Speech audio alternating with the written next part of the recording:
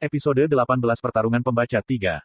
Saya melihat pesan sistem yang muncul setelah kematian Myung Il-sang. Dia meninggalkan dunia ini hanya dengan beberapa baris pesan.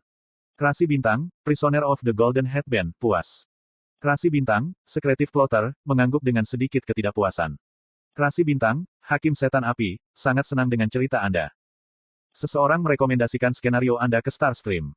25.000 koin telah disponsori. Aku bangkit dan perlahan melihat sekeliling.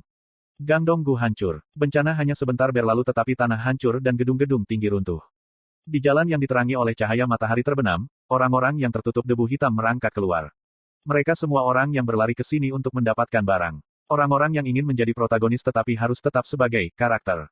Beberapa orang menahan luka-luka mereka sementara yang lain menyeka air mata mereka. Saya juga bisa melihat orang-orang membungkuk kepada saya. Namun, kebanyakan orang berbaring di tanah sebagai tubuh dingin. Saya telah membaca semua Ways of Survival. Saya memahami pengaturan, arti dari penjelasan dan akhirnya berpikir bahwa saya telah mengetahui maksud penulis.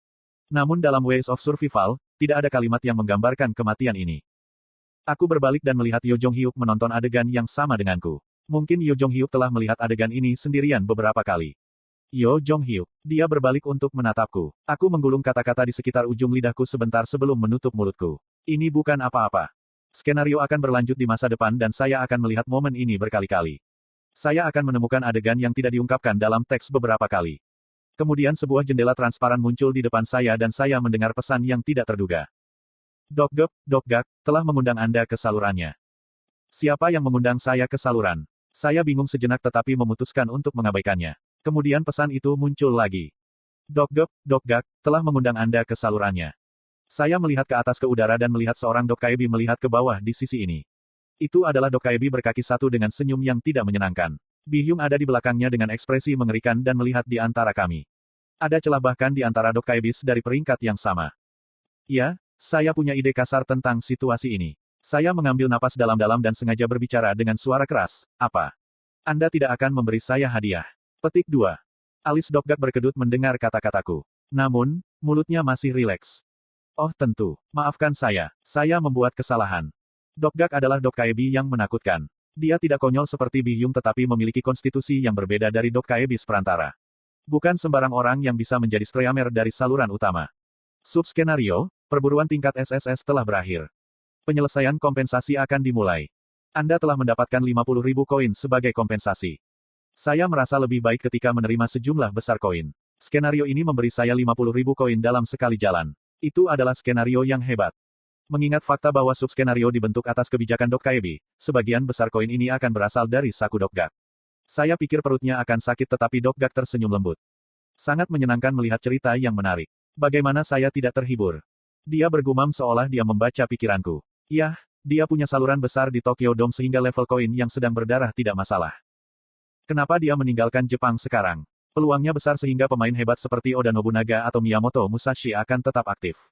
Ya, apakah dia penuh karena inkarnasi di rumahnya sangat sibuk? Kalau begitu beri aku kompensasi ekstra dengan cepat. Apakah ini semua? Petik 2. Ah, tentu saja. Saya secara alami harus memberikannya kepada Anda. Kaulah yang membuat skenario ini menarik. Saya agak marah pada nada sarkastiknya. Jika bukan karena bajingan ini, bencana pertanyaan akan jauh lebih mudah. Bi-hyung melirik saya dari belakang dan berkomunikasi dengan saya. Hei, kamu tahu. Namun, Dokgak menyela Bi-hyung sebelum kata-katanya bisa disampaikan. Bi-hyung, siapkan kompensasinya. Bi-hyung membuat suara terkejut dan marah. Hah? Bersiaplah untuk kompensasi. Apa aku harus memberitahumu 2 kali? Lihat ini. Bi-hyung ragu-ragu sebelum membuka mulutnya lagi. Anda saat ini bertanggung jawab atas subskenario. Bi-hyung sangat menarik. Anda berani bertindak seperti ini di depan inkarnasi. Aura ganas mulai menghancurkan tubuh Bi-hyung. Kekuatan Dokkaebi tergantung pada ukuran saluran. Tampaknya benar bahwa ukuran saluran Anda telah berkembang belakangan ini. Bi-hyung mundur karena Dokgak terus berbicara. Tidak, itu salah paham. Kamu tahu kalau skenario ke-6 melibatkan Korea dan Jepang bersama. Apakah kamu sudah lupa? Aku benar-benar minta maaf. Aku akan segera menyiapkannya. Mulailah segera. Iya. Saya merasa tidak enak karena Bi-hyung yang mengelola saluran saya. Sejujurnya, hubungan Bi-hyung dan Dokgak tampak mirip dengan bagaimana Song Minwo menggangguku selama sekolah menengah. Penyelesaian kompensasi tambahan akan dimulai. Anda telah memperoleh benefaktor spesies parasite sebagai hadiah dasar. Hadiah seleksi tambahan ada. Anda adalah kontributor terbesar untuk skenario ini. Anda memiliki pilihan pertama kompensasi tambahan. Saya melihat katalog transparan muncul di depan saya. Sekali lagi, cukup berguna untuk menangkap bencana. Mantel ruang dimensi tak terbatas, kelas SSS. Darkfire Half Gloves Grade SSS. Sepatu boot Sylphid, kelas SSS. 3 item kompensasi S-Grade. Saya cepat-cepat melihat opsi barang. The Infinite Dimension Space Code memiliki opsi khusus, ruang saku bagian dalam, yang memungkinkannya untuk membawa banyak barang. Darkfire Half Gloves sangat memperkuat keterampilan dengan atribut gelap dan api.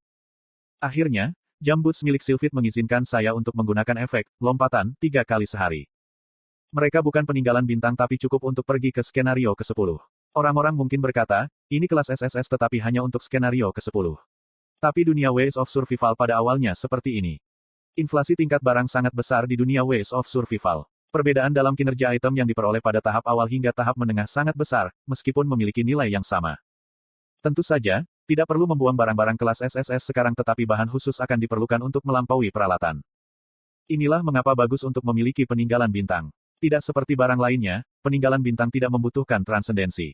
Setelah skenario dibuka, peninggalan bintang akan memulihkan kekuatan inheren mereka yang berada di luar batasan probabilitas.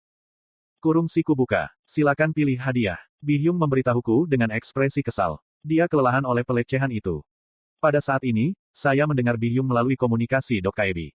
Secara pribadi, saya merekomendasikan mantel ruang dimensi tak terbatas. Ada satu lagi opsi tersembunyi. Lebih mudah untuk melampaui nanti. Dia bekerja sebagai manajer saya. Dokgak yang cerdik menatap Bihyung. Bihyung. Iya. Anda harus menjelaskan barang-barang kerasi bintang. Sudahkah kamu lupa? Aku mengerti. Bihyung dengan cepat mulai menjelaskan barang-barang itu ke rasi bintang Seudom. Saya menggunakan jeda ini untuk berbicara dengan Yo Jong-hyuk. Yo Jong-hyuk, apa yang akan kamu pilih? Saya punya pilihan pertama tetapi saya memutuskan untuk memberikannya kepada Yo Jong-hyuk sejak saya menerima bantuannya. Tentu saja, ini jika Yo Jong-hyuk tidak memukulku ke tanah. Yo Jong-hyuk. Dia tidak menjawab, dia hanya menatapku. Apakah kamu pingsan lagi? Saya melambaikan tangan saya di depan matanya beberapa kali tetapi pupilnya tidak berubah. Karakter Yo Jong-hyuk saat ini menggunakan Recovery Hibernation Level 3. Memang, itu tidak normal baginya untuk bergerak dengan tubuh itu. Tubuhnya harus setengah rusak agar bisa menggunakan Hibernation pemulihan. Saya tidak bisa memilih, jadi saya meninggalkan pesan dengan Midday Tris.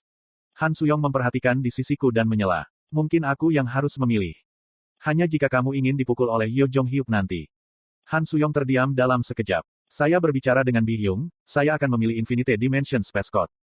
Namun, jawabannya tidak datang dari Bihyung. Dokgak mengangguk dan mematikan katalog dengan jentikan jarinya. Anda telah memilih item yang bagus. Kalau begitu mari kita pergi ke area pembayaran. Area pembayaran. Kompensasi tambahan tidak dapat dibayarkan di sini. Lihat ini. Di mana Anda akan membawa saya? Aku akan membawamu ke posting resmi Dokkaebi, saya. Pos resmi Dokkaebi. Pos resmi dalam bahasa Korea juga berarti topi bulu kuda yang dikenakan oleh pejabat. Dalam cerita rakyat, itu adalah jenis pakaian tetapi di sini berbeda. Itu adalah kamar yang dimiliki semua Dokkaebis. Itu adalah ruangan yang menyembunyikan warna asli mereka. Itu masalah. Berikan saja padaku di sini. Petik 2. Itu adalah ruang unik mereka. Saya tidak tahu apa yang diharapkan. Sejauh yang saya tahu, tidak ada prosedur untuk pindah ke pos resmi Dokkaebi untuk menerima kompensasi tambahan. Jelas saran orang ini untuk pergi ke pos resminya. Bihyung mengawasiku dengan cemas dari sebelahnya. Saya menyaksikan Dokgak dengan mata menyipit. Harem, kamu mau aku membatalkan kompensasi tambahan? Petik 2. Cobalah. Kompensasi skenario adalah aturan tetap dari Starstream. Bahkan sub-skenario yang dibuat dengan kebijaksanaan Dokkaebi tidak dapat mengambil kembali item yang diberikan setelah skenario selesai. Senyum muncul di wajah Dokgak. Sangat menarik. Ini bukan ide yang bagus. Komunikasi Dokkaebi. Ketika Dokgak membuka mulutnya, dua suara terdengar. Kim Dokja, saya sudah mendengar ceritamu. Kamu sangat terkenal sehingga rasi bintang tanah di luar semenanjung tahu tentangmu. Aku tahu tentang kontrakmu dengan Dokkaebi Bihyung. Tetapi di antara para Dokkaebis, dimungkinkan untuk mentransfer inkarnasi. Saya pernah mendengar bahwa Anda bertindak dengan bangga di depan Dokkaebis dan hari ini saya telah menemukan bahwa rumor itu tidak salah. Aku akan berbicara terus terang. Datang ke saluran saya akan memperluas saluran saya ke semenanjung Korea. Saya akan senang untuk memenuhi barang dan ketentuan yang Anda inginkan. Menarik. Dia membuat saya proposal kepanduan dengan cara ini. Saran dari Dokgak dapat dilihat sebagai pindah dari tim di Liga Asia ke tim teratas dari La Liga.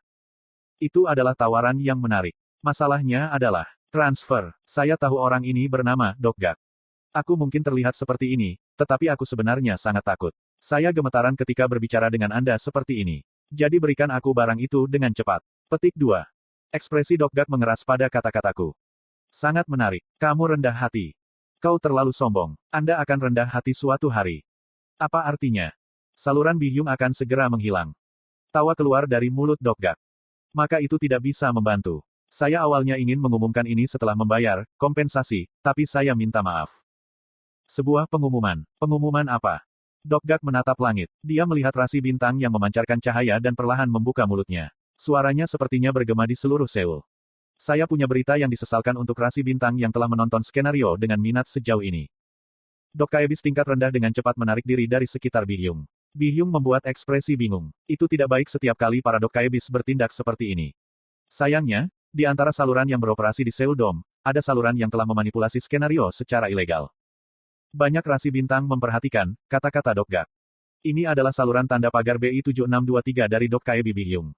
Sebagai hasil dari survei, Dokkaebis tingkat rendah di Seoul Dome telah menyimpulkan bahwa probabilitas telah dilanggar karena manipulasi skenario saluran yang berlebihan. Tunggu apa?